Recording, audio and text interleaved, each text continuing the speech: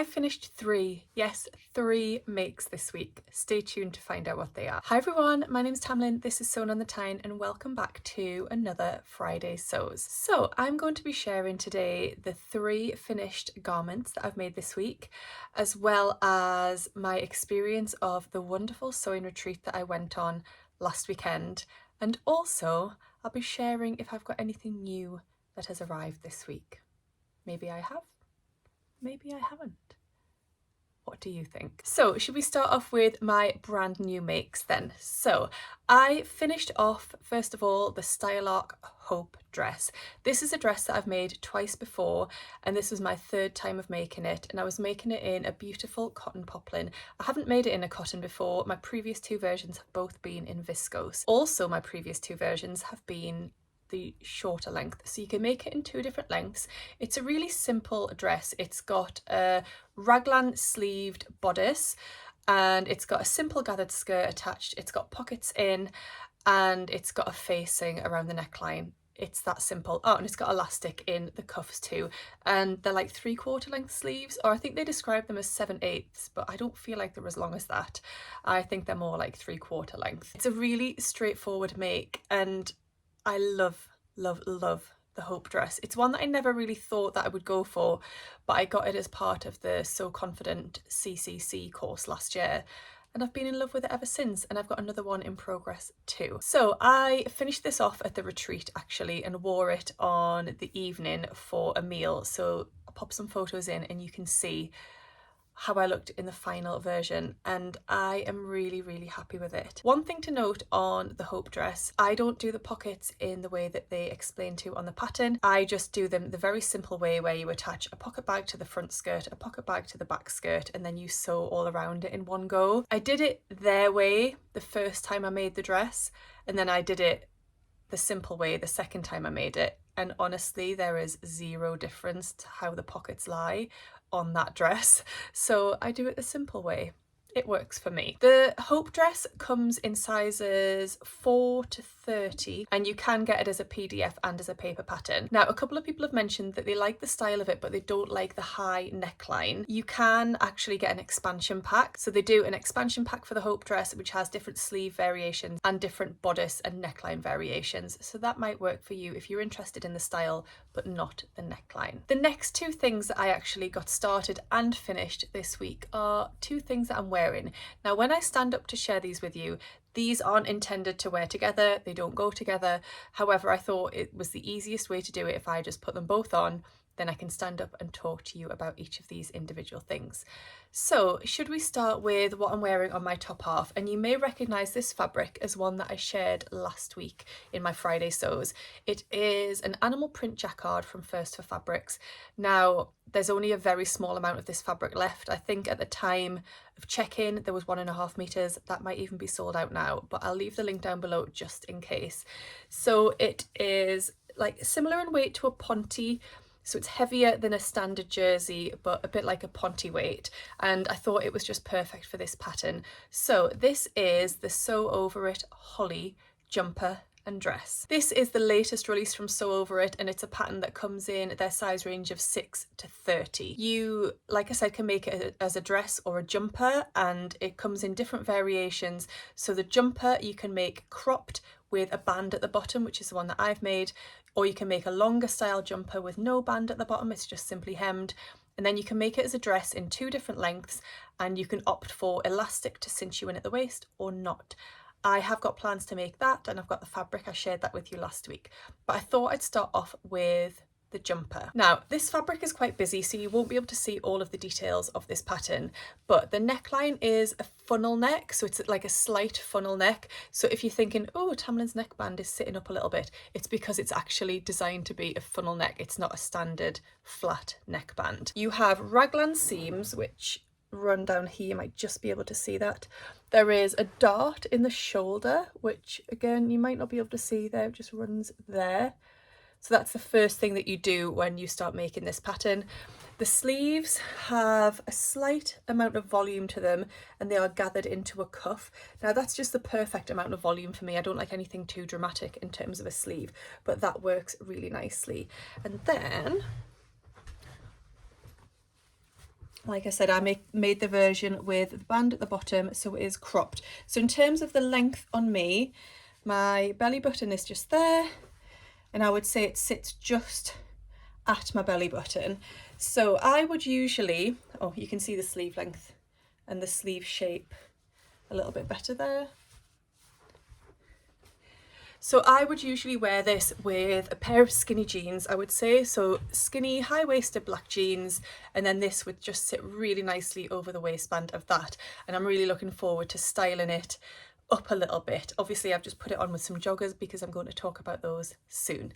But I'm really, really happy with the finished holly. And it was, well, it was a really simple sew. However, I messed up a couple of times. When you're making a raglan sleeve garment, it can be quite easy to sew the wrong part of the bodice or the sleeve to the wrong part, if that makes sense. So I actually started out with the front bodice, a sleeve, and then I somehow managed to attach another sleeve to that rather than to the other side of the bodice. So I had to unpick that, and I'd done it straight on my overlocker, so I had to unpick that. And then I carried on, and then I somehow managed to attach the back sleeve to the side seam of the back bodice rather than like the raglan seam. It was just a little bit of a disaster.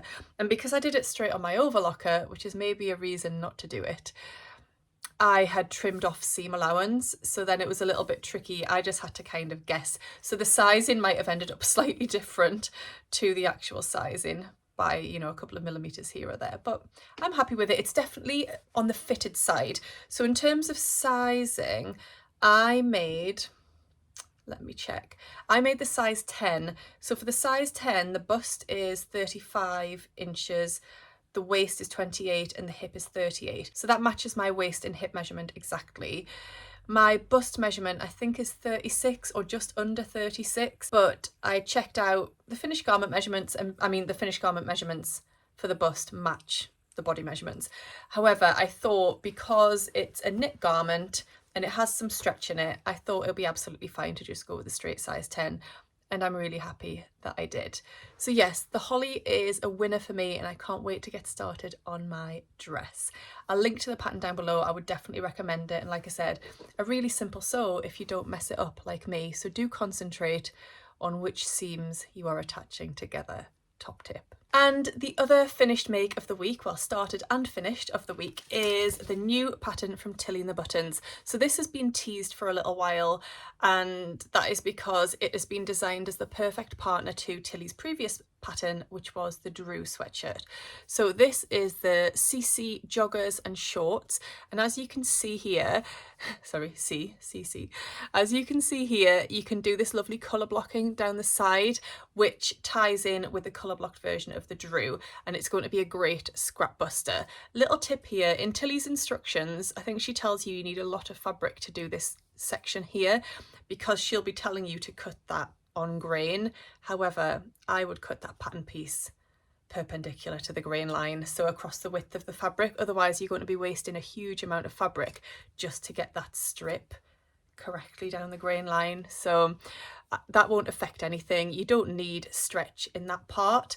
Obviously for the rest of them, I would recommend that you have your stretch going the correct way, but for this section here, it doesn't matter, and you can save fabric and use up small scraps. So I have sewn up this version. It's a pattern that comes in sizes 6 to 34, and it's designed for improvers. Now the reason for that is the pockets. The pocket construction is quite fiddly, I won't lie, and I don't think my pockets are the neatest. You know, I don't think they are my best work. However, you can leave out the pockets if you want a simpler sew, absolutely, or just maybe concentrate quite hard on that section, because it is quite technical the way she gets you to do it, to have your seam allowances running in different directions and to reduce the bulk and everything. There are quite a few steps at that point. I'm a confident sewer, but I found it a little bit mind-blowing, that section. Anyway, so the pattern is designed for like sweatshirt fabric, French terry, that sort of thing. So I've used a beautiful brushback French terry from First for Fabrics, and we actually put together kits to make these joggers, and my fabric and everything to make my version is one of the versions of the kits that you can purchase. So I will link to the kits down below if you would like to get everything you need to make the joggers. So I'll stand up and show you them, and you can see what you think. So the pattern is designed as mid-rise. I prefer a high rise. However, I just pull these up a little bit higher and I just made the elastic a little bit tighter. So that's where I prefer mine to sit. That would be high rise. I think they're designed to sit a little bit lower down, but they work absolutely fine. Just pulled up a little bit higher and the elastic a bit tighter. So as you can see, it's this really lovely ecru French terry.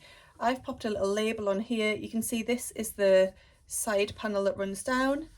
You've got your pockets. You've got a bar tack at the top and the bottom of your pockets just for security. Now, because my fabric is light, can you see, you can actually see the outline of the pockets.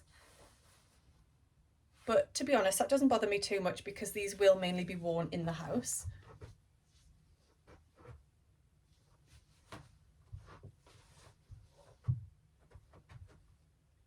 They are a really good length, and the cuff at the bottom is made using ribbing. Oh, and the drawstring is this lovely cotton mix ecru drawstring, and it's got little gold flecks in it, which is just really pretty. So yes, I absolutely love these. I recently made the Closet Core plateau joggers, and somebody asked me how they compare. To be honest, they're pretty similar, I would say. The plateau joggers come up a lot shorter, so I was wearing them yesterday and I would definitely add length to those. I don't know if they're designed to be a bit shorter, but there's a good amount of ankle on show when I wear my plateau joggers, whereas the CeCe seem to come down to a really good point on my leg. The pocket construction is slightly different. I found the pocket construction on the plateau joggers a little bit more straightforward. It's a bit odd, but I like the finish it gave and it made a bit more sense to me. They're quite similar, I guess. I guess the bonus of the CeCe joggers is you've got that lovely panel down the side and the opportunity to do some fantastic colour blocking and tie it in with the Drew sweatshirt. So I think I would definitely make both patterns again, but if you're not interested in doing the colour blocking, then perhaps there's no need to buy the CeCe if you've already got another joggers pattern like the plateau joggers, for example. But yes, overall, really happy with my CeCe joggers, and I will definitely be making some sort of Drew sweatshirt to tie in with them. I've got a bit of this ecru French terry left, and I will be colour blocking it in some way to make a nice matching Drew. I wanted to share a little bit of an exciting update. So as you know, I have worked with serious readers for a good couple of years now and rave about their lights all the time. I genuinely use them every single day in every element of anything that I do in my sewing room. So I was really excited to hear from them that they are increasing their discount code. So I am now able to offer you £150 off any of the lights in the high definition range and free UK delivery if you use the code Tamlyn. So that is an updated code as well. So ignore what my previous code was. The new code is Tamlyn. And like I said, that will get you a massive £150 off. So if you've been on the fence a little bit, now would be the perfect chance to invest. But I thought it might be useful for you to just see a couple of examples of when I've used my light. So just this week, I filmed a couple of bits for you so you could see the light in use and the difference that it makes.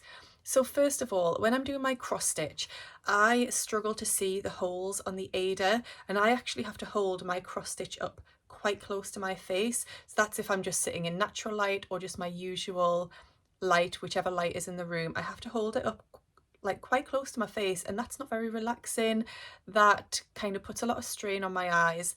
So I simply pop my serious light on, and then I pull one of the arms in, so you can pull this in really close to the project that you're doing, so it's not in the way of me, but it's lighting up the project, and it just makes such a difference. So on the little clip here, you can see the difference that it made going from not having my serious light on to then having my serious light on.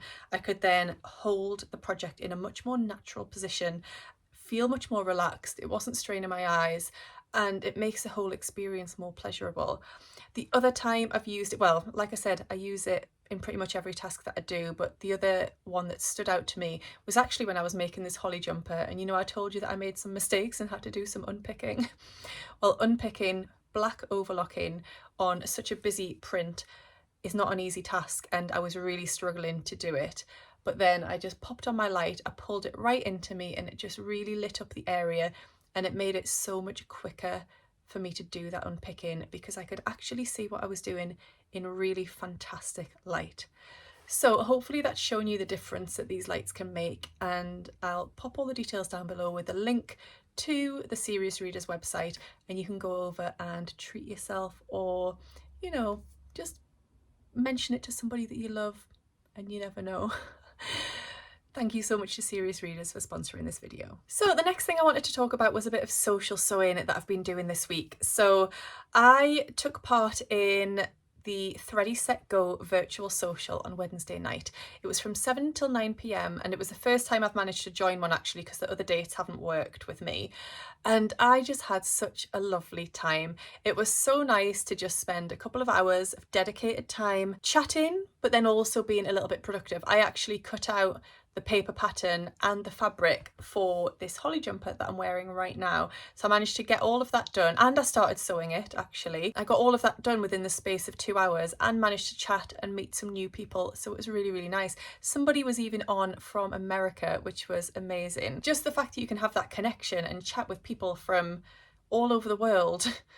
It was just fabulous, and it was inspirational to see what people were working on, and yeah, just really lovely. So I know that Hayley is doing some free sessions. So for, I think, February, all Wednesday sessions are free. And if you are a Sew Hayley Jane subscriber, you get all of your sessions free anyway.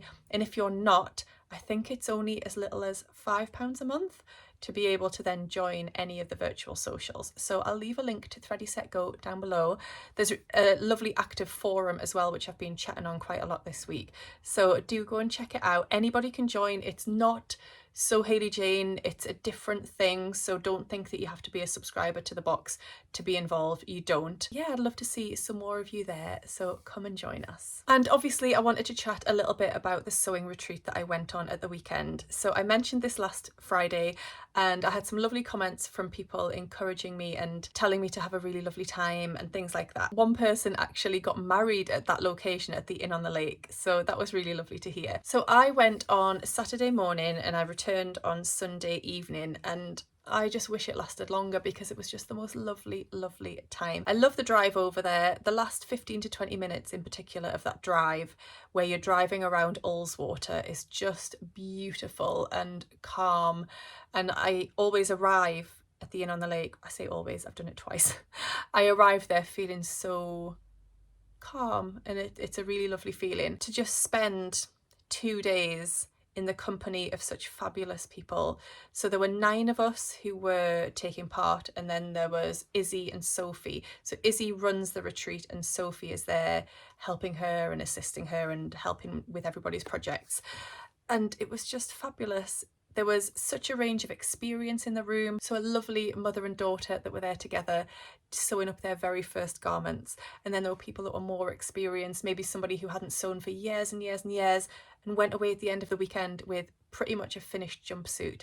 And that lady got a little bit emotional actually when she was sharing that at the end of the weekend, because she just said she never thought she'd be able to achieve that, and she had, and it was just a beautiful moment.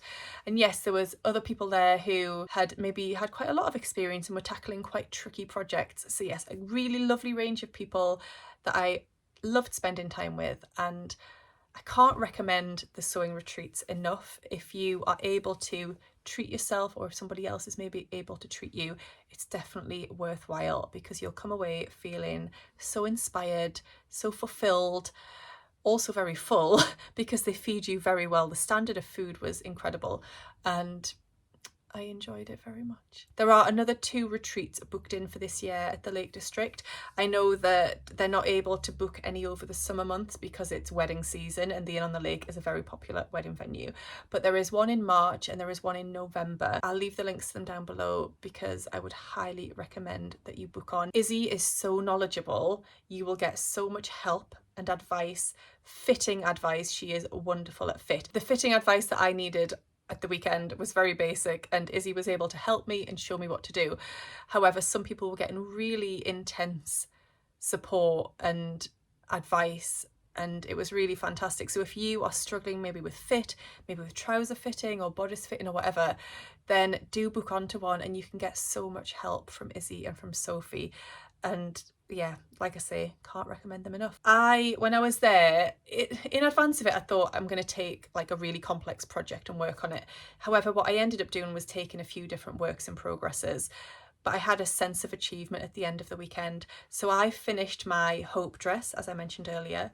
I did some work on my Jenna shirt, but then I had to pause that because I was struggling with doing the curved hem. And I spoke to Izzy about it and she actually said the best way to do it in that case would be bias binding. And I didn't have any with me and I didn't have any of the fabric with me to make my own. So I brought that project away again, but it was good to get that advice from Izzy. I just thought it was me not being very good at being able to do the curved hem. But Izzy in fact said, no, it's really quite difficult, especially with a crisp cotton fabric which I was using. So she would recommend bias binding to give a really lovely finish and to make it easier. I worked on my CeCe joggers as I shared with you. So I actually cut them out, sewed them up, finished them off. And I also sewed up this top here. Now this is a new make. This is the Helen's Closet Dawson top. I've never made it before.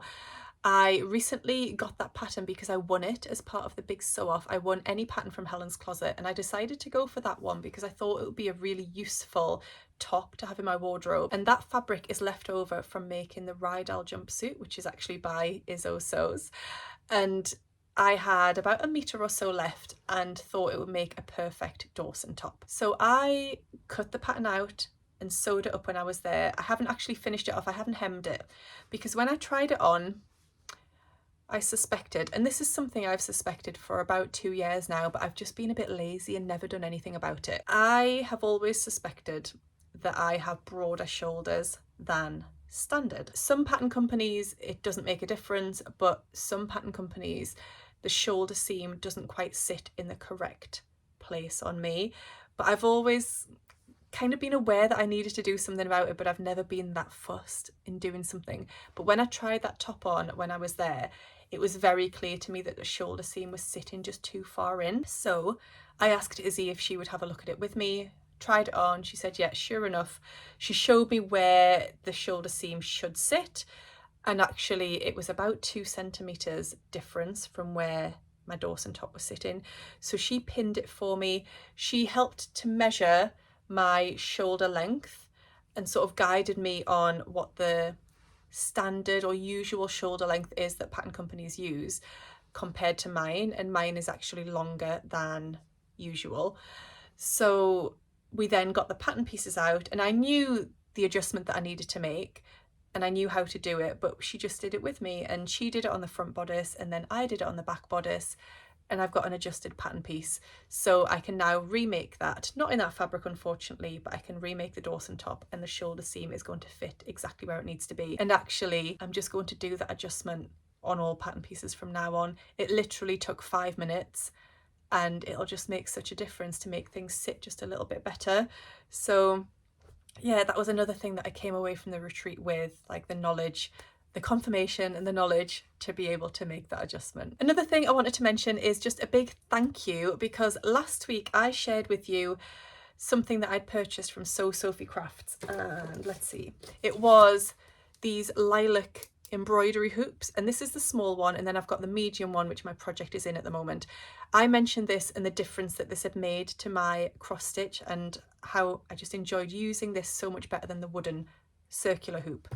Well, the next day after my video went up, I had a lovely message from Sophie to say she'd had an influx of orders for the lilac embroidery hoops, but other things as well. And she put it down to my video going out and she was just so thrilled and so happy that so many people had gone over to her website as a result of watching my video. And that's the difference that, and the impact that this can have on small businesses. You know, me just sharing that, something that I'd purchased, and a few of you going away and actually purchasing, that can make a huge difference to a small business. So I'm really delighted that that happened, and thank you so much if you were one of those people. Oh, one thing I should have mentioned actually about the sewing retreat is, as part of that, you come away with paper patterns. You can choose any of Izzy's paper patterns to come away with. I chose the Dovestone dress, which you probably know I've made three times before, but I've got the PDF, so I just thought it'd be really nice to have the paper pattern in my collection. So yes, another benefit of going on the retreat is you get a fabulous pattern to bring away. So what are my plans for the upcoming week? Well, on Sunday it's my sewing social, Sewtoon, and I'm really excited for a day of sewing and chat with my lovely friends, old and new. It'll be really nice. In terms of what I'm going to sew, I think I'll take my Jenna shirt and finally finish that off. And I've actually cut out a matching bestie bag. Well, I've cut out a black canvas bestie bag, and then the lining is in the same fabric as my Jenna shirt. So I think I'll take those two things along and work on those. I've also got a secret project that I'm working on as part of the Northern Soul Sisters. So I may take that along with me as well, or I might just work on that at home. But yes, you'll find out all about that soon, because I get to see my Northern Soul Sisters next weekend and I can't wait. We're going to Rowan's, we're going to stay over just for one night, but we're going to spend some time together, we're going to do some filming. I think we might actually be doing a YouTube live, so it'll be really lovely to see some of you there as well. But I can't wait to see them and have a really good catch up. It always seems far too long between times that we see each other. We try and see each other every month, but it still feels far too long. Right, I think I'll leave it there for today. I think I've talked enough about everything that I've been up to. So do let me know what you've been up to down below. I'd love to hear it. And let me know which of my finished makes this week is your favourite. Oh, one more thing I wanted to mention. So last week I put a little plea out to ask if you are watching my videos and you aren't subscribed to my channel, which over a third of you aren't, then to please hit the subscribe button, because I was getting quite close to a big milestone. And thankfully, as a result of that plea, I reached my goal. Actually, 1 or 2 days later, I think it was on the Sunday, I reached my goal of 15,000 subscribers. So thank you, thank you, thank you so much to every single person that has subscribed and viewed and liked and commented on my videos. I appreciate every single one of you. A couple of people did comment saying, is it worth just reminding the viewers that subscribing to a channel on YouTube doesn't cost anything? So yes, when you subscribe, I know in day-to-day life we think of subscribe as some sort of payment that we have to make to get something in return. When we say subscribe on YouTube, that is completely free. So all it means is that you will get that person's videos in your subscription feed. So when I go onto my subscription feed on YouTube, anyone that I subscribe to, their videos come up in my feed. So I always know when they've got a new video out and I can watch it. Subscribing on YouTube does not cost a penny. So if you were on the fence or if you were worried about that, then don't, because it doesn't cost you anything. So yes, again, thank you so much. And I guess let's move on to the next milestone. I hope you're all doing really, really well, and I'll see you again soon in my next video. Happy sewing. Bye.